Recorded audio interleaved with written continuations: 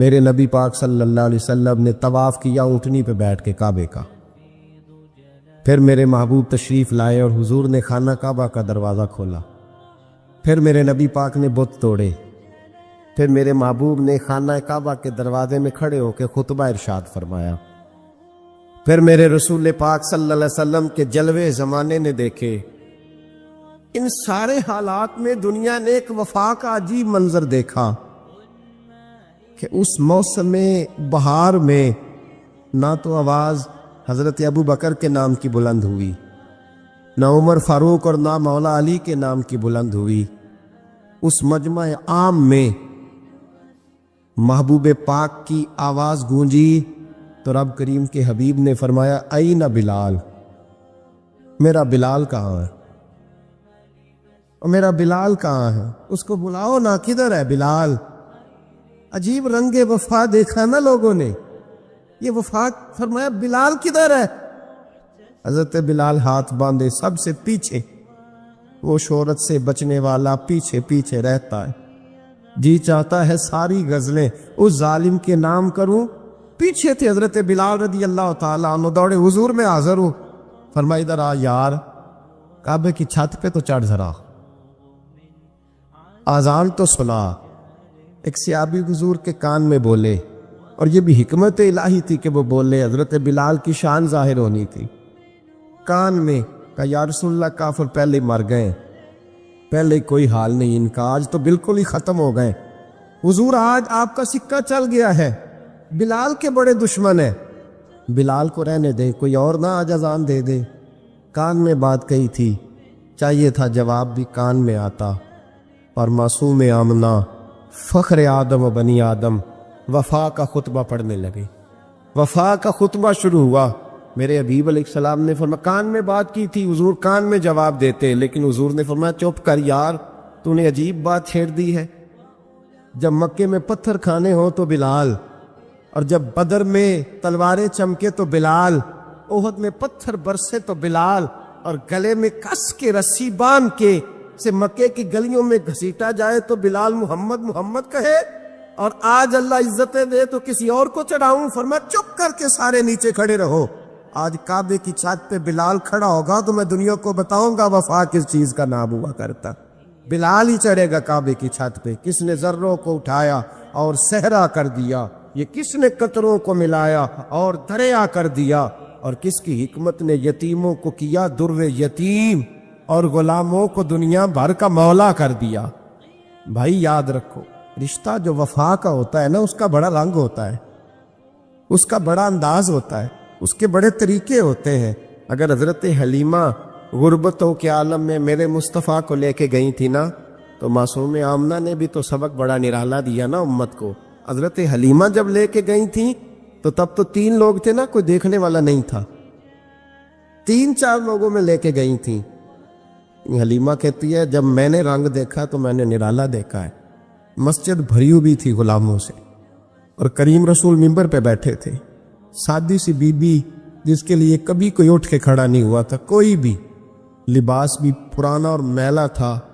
کہتی ہیں جب میں نے مسجد میں قدم رکھا تو وہ والے نعرے لگے جو فرشتوں نے بھی دروازے کھول کھول کے دیکھے کہ کسی کے نعرے لگ رہے ہیں، اور جناب حلیمہ کہتی ہے کسی نے ایسا کبھی استقبال نہ دیکھا ہوگا۔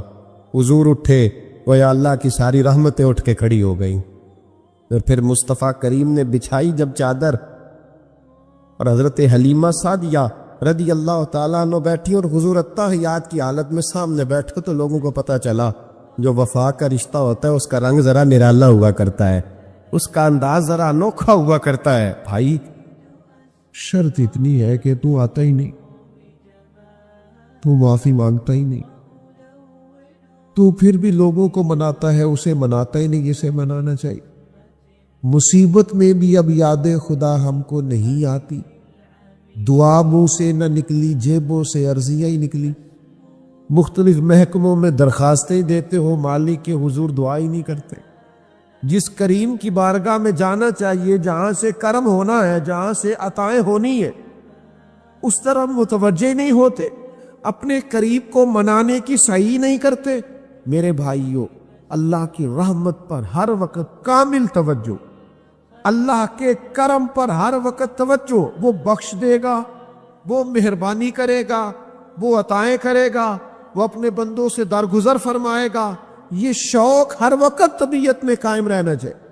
شدید بے سکون، بے چین، مضطرب، الجھے خیالات، سخت بیمار، سخت کمزور، مالی مشکلات کا شکار لوگ، جسمانی بیماریوں سے لڑنے والے لوگ، اور رشتہ داروں اور احباب اور ان کی بے وفائیوں کا شکوہ کرنے والے لوگ، اگر ان ساری تکلیفوں سے نکلنا چاہے تو حل ایک ہی ہے، ادھر ادھر نہ دیکھے، اپنے رب کی رحمت کی طرف دیکھے، اپنے کریم مالک کے کرم پر توجہ کرے، اور یہ ذہن بنائے کو کتنا بھی بیمار ہو، جب رب شفا دینا چاہے۔ جنہوں نے اپنی جانوں پہ ظلم کیے ہیں، میرے ان بندوں سے فرما دے کیا؟ لا تقنطوا من رحمت اللہ، ان سے فرما دے کہ یہ اپنے اللہ کی رحمت سے نا امید نہ ہو۔ یہ تھی معافی، اور وہ جو میں نے کہا نا ذرا گردن جھکائے اور پھر پیشانی بھی چوم لے، بلا مثال و بلا تشبیہ آگے فرما ان اللہ یغفر الذنوب جمیعا، یہ اس ہونے والی اس موجودہ غلطی کی ہی بات نہیں، بے شک اللہ سب گناہوں کو معاف فرما دے گا۔ تو مالک یہ ایک دفعہ ہی ہوگا، یہ آج ہی رحمت آئی ہے، یہ کسی ایک مخصوص وقت، ایک مخصوص موقع یا کسی مخصوص تاریخ کے لیے ایسا ہے؟ فرمایا نہیں، انہو هو الغفور الرحیم، اللہ ہے ہی بڑا بخشنے والا اور رحمت فرمانے والا۔ یہ اس کریم کا ہمیشہ کا طریقہ ہے کہ وہ غفور بھی ہے اور وہ رحیم بھی، معاف کر دیتا ہے۔ اور ان اللہ یغفر الذنوب جمیعا، بے شک اللہ سب گناہوں کو معاف فرمائے گا۔ مجھے بتائیے، ہامتے کامتے لرزتے سہمے ڈرتے کب کپی وجود پہ طاری ہوئی بندے میدان محشر میں جمع ہو، انہوں نے خبر ہو کہ ڈائری تو کھل گئی، آڈیو ویڈیو تو چل گئی، پتہ تو سارا آ گیا، فرشتے دفتر اعمال لے کر پہنچ گئے، چھوٹی سی چھوٹی ذرے کے برابر بھی کوتاہی تو یہاں تک آ گئی، بندہ ڈرے کانپے، اور اچانک آواز کرم آئے، ان اللہ یغفر الذنوب جمیعا، بے شک اللہ سارے گناہوں کو معاف فرمانے والا ہے۔ تو کیفیت کیا ہے، انداز کیا ہے؟ اس وقت انسان کے دل کو جو تسلی ہوتی ہے، وہ تسلی کیا؟ ان اللہ یغفر الذنوب جمیعا، بے شک اللہ سب گناہوں کو بخش دیتا، کوئی کتنا۔ اور پھر حضور نے ایک بات ارشاد کی، کچھ باتیں ایسی ہیں ان کو بیان کرتے ہوئے نا گہرائیاں ساری ختم ہو جاتی ہے کہ اس سے زیادہ گہری بات کیا ہو سکتی، رانائیاں اور رنگ سارے مان پڑ جاتے ہیں کہ اب اس میں جلوے اور کتنے بھرے جا سکتے تھے۔ ساری انسان کی سوچیں اور وسعتیں اچانک سمٹنے لگتی ہے کہ یار اتنی بڑی بات، یہ ذرا انداز دیکھیے حضور کا بیان کرنے کا۔ نبی پاک علیہ السلام فرماتے ہیں، جب قیامت والے دن اللہ ان لوگوں کو اجر عطا کرے گا نا جن پر دنیا میں مشکلات آتی رہی، تو فرمایا وہ لوگ سوچیں گے کہ یہ تو مشکلات تھوڑی تھی، کاش کبھی زیادہ آ جاتی نا، کاش ہمارے وجود کینچیوں سے کاٹ دیے جاتے۔ وہ لوگ سوچیں گے، اور وہ بھی سوچیں گے جن پر مشکلات نہیں آئی تھی کہ کاش کبھی ہم بھی اس چکی سے پس کے آتے نا۔ اس سے زیادہ بھی کوئی اجر ہو سکتا ہے کہ رب کہتا ہے ان اللہ مع الصابرین، جو مصیبت میں صبر کر دے اللہ اس کے ساتھ ہے۔